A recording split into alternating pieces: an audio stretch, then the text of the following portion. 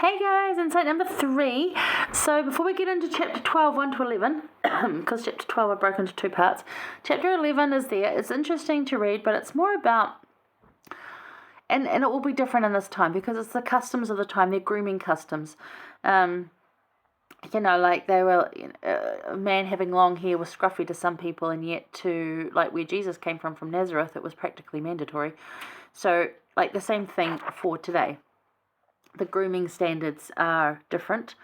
And then he talks about, again, goes back to the sacrament, and, if you're going to take that and you're not worthy, then it's probably not the best decision. You probably need to be in that place. You really do need to be in that place of feeling it.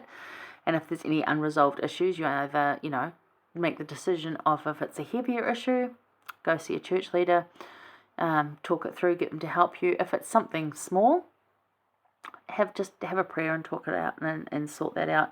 Again, he talks about letting a man examine himself. So that radical self-honesty, which is not always easy to face up to.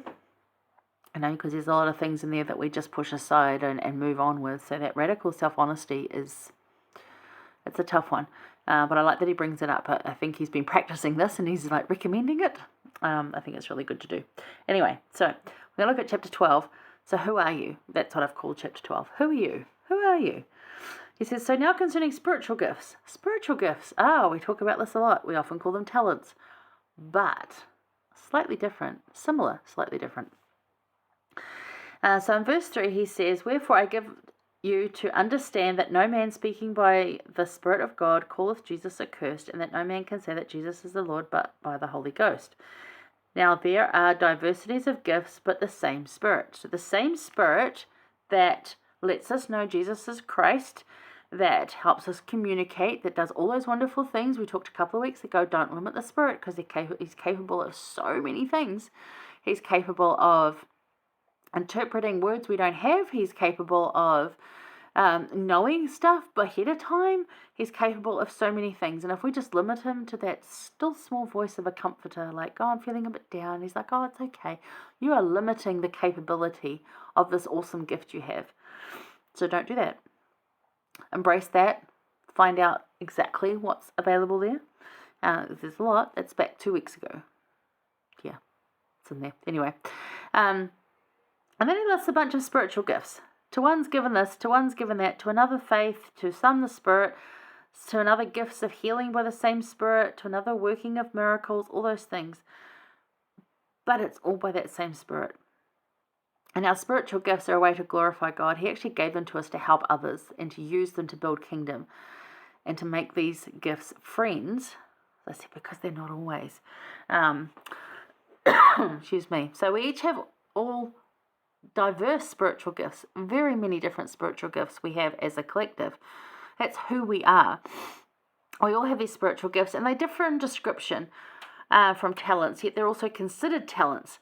So while a lot of people think, a spiritual gift, a talent, yeah, it's like playing the piano, and it's like, well, yeah, that's a talent, and it is a spiritual gift, but they're also different things. So there's a wonderful list that came out. If you don't miss this subscriber, I might print this out when I teach the class on this. So there's a list here of just a bunch of them. As David Butler said, tiny little writing. But they're very interesting, and there's some script, and they're all from the scriptures. There's nothing there. So it was just interesting to look at this and think, how many of these do I have, and what don't I have? And do I need that one, and can I work on getting that one? Because these are all things that can be obtained and learnt, and if you ask for them and desire them, they'll be gifted to you, but you've got to use them. That's the thing. So the gift of asking. Well, I'm still working on that, because a lot of times I won't ask. I'll ask if it's convenient for me, but if it's something I think I can do myself, I don't. So I'm working on that. So not quite. The gift of listening. Again, when I want to. Sometimes I don't, because I'm just like, I don't want to hear that right now. So, some people really have the gift of just listening. The gift of hearing. That I do. I hear the gift of hearing. I might not listen, but I hear. When I say the gift of hearing, what I mean by that is you don't have to say any words, but I still hear you. Like I know what you're thinking and feeling.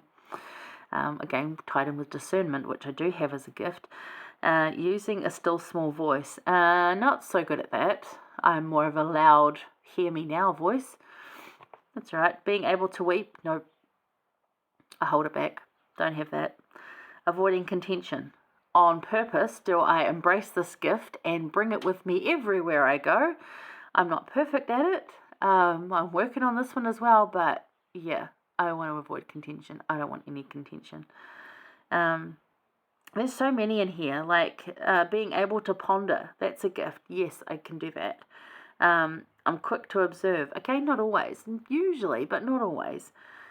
Discerning truth goes in with discernment, which I have. Knowledge, charity, temperance, patience, courage, and fearless. I'm like, maybe.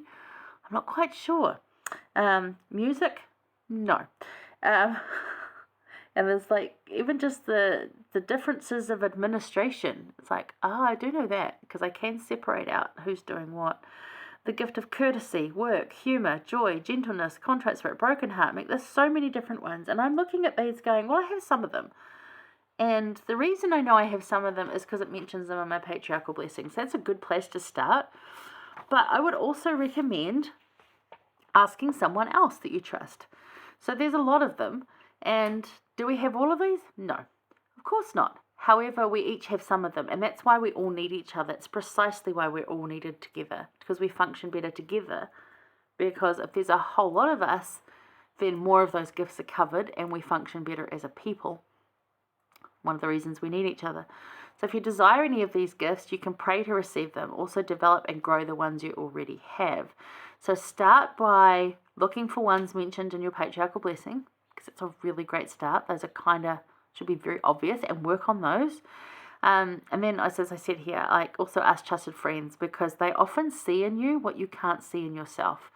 So I might say, no, I don't have that. And they'll like, oh, yes, you do. And I'm thinking, well, no, I don't, because it's not to maybe my standard, or I don't perceive it, but that's what other people think. So again, trusted friends, not just anybody. Just look at that. The gift of charity, I think, is the biggest one we're going to talk about. That's the most important spiritual gift. We're going to talk about that on the 5th insight, I think. Yes, 5th insight. So 2 more to go. Better than that one. And that's the greatest gift. And I try to have that one. I'm working on that one. I want to have that one because of just the simple fact of what I put out comes back. So if I can put out kindness and charity and acceptance and love, then that's what comes back for me. And that's what I want the most of anyone, from anyone. I just want acceptance and love and compassion and grace, which is all under that charity banner. And that's what I desire for my life. So that's what I try and put out there. So have a look at those.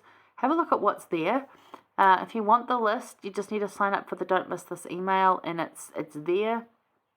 It's probably listed a ton of times on the internet. That was just the one that was in the newsletter. But there are so many different spiritual gifts and things that you probably wouldn't even think were spiritual gifts, and yet they are. So have a look at that. And find out some more. Work on them. See how that goes. We all need them. And they're very diverse. It's interesting. It's very, very interesting when you look at all these. Okay. Hang around. We're going to look at the second part of chapter 12. I'll see you there.